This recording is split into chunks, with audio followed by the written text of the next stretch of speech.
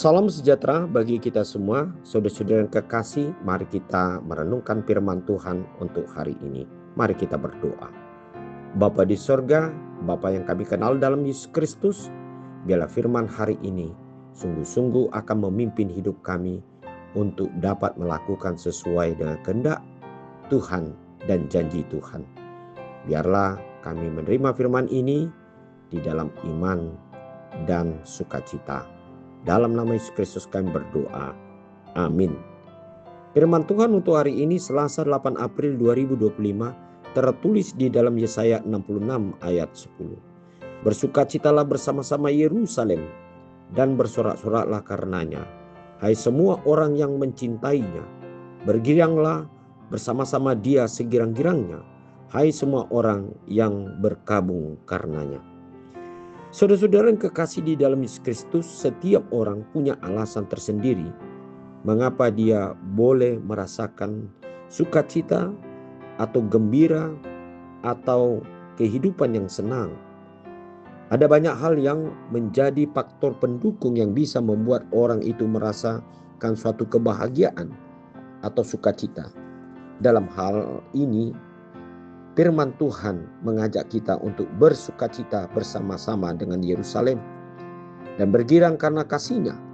Yerusalem seringkali menjadi simbol dari umat Tuhan dan hubungannya dengan Tuhan. Penderitaan dan kehancuran kota Yerusalem ini menggambarkan tantangan yang kita hadapi dalam hidup ini. Namun pemulihan Yerusalem juga melambangkan harapan dan janji bahwa Dia akan memperbaiki dan memulihkan apa yang telah rusak dalam kehidupan kita. Tuhan juga memanggil mereka yang sebelumnya meratapi Yerusalem untuk bergembira bersama. Ini menunjukkan bahwa kasih Tuhan tidak hanya untuk mereka yang merasakan sesuatu yang baik-baik saja, tetapi juga untuk mereka yang sedang berduka dan mengalami kesulitan. Kasih Tuhan memiliki kekuatan untuk menghibur hati yang hancur dan menyembuhkan luka hati yang dalam. Oleh sebab itu, dalam segala keadaan biarlah sukacita Tuhan menjadi kekuatan kita dan selalu memancar kehidupan kita. Sebagaimana Paulus mengingatkan kita untuk selalu bersukacitalah di dalam Tuhan. Sukacita ini adalah hasil dari hidup yang penuh pengharapan dan keyakinannya pada Tuhan yang setia. Kiranya Tuhan menguatkan kita untuk hidup di dalam kasih-Nya, sehingga kita terus-menerus bersukacita oleh karena pertolongan Tuhan. Nah, saudara-saudara yang kekasih di dalam Yesus Kristus, sejauh mana kita saat ini bersukacita di dalam Tuhan, dan sejauh mana kita juga ikut merasakan yaitu kedukaan atau penderitaan orang lain yang kita tahu yang disebabkan beberapa hal di tengah-tengah kehidupannya. Untuk itu, saudara-saudara kekasih, dalam firman hari ini juga tidaklah mengajak kita terus jatuh ke dalam sesuatu kedukaan atau suatu kesedihan di dalam kehidupan yang mengalami suatu krisis di dalam kehidupan kita dan sekitar kita.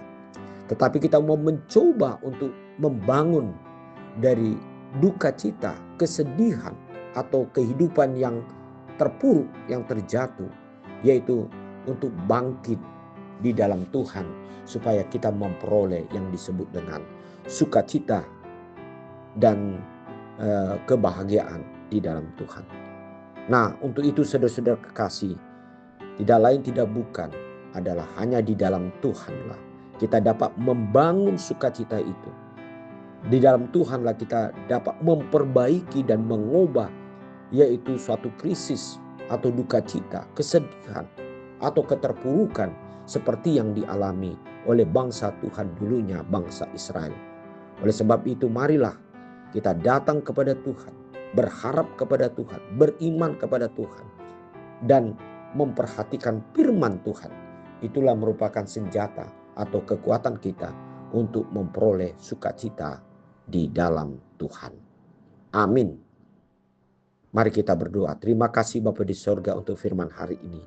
Biarlah sukacita kami akan kami peroleh dari Tuhan ketika kami selalu mengandalkan Tuhan dan berharap kepada Tuhan di dalam berbagai situasi kondisi yang selalu terjadi di dalam hidup pribadi kami, keluarga, atau pekerjaan kami. Terima kasih ya Tuhan. Tuhan pasti menjadikan segala sesuatu baru sehingga kami bersukacita di dalam Tuhan. Amin.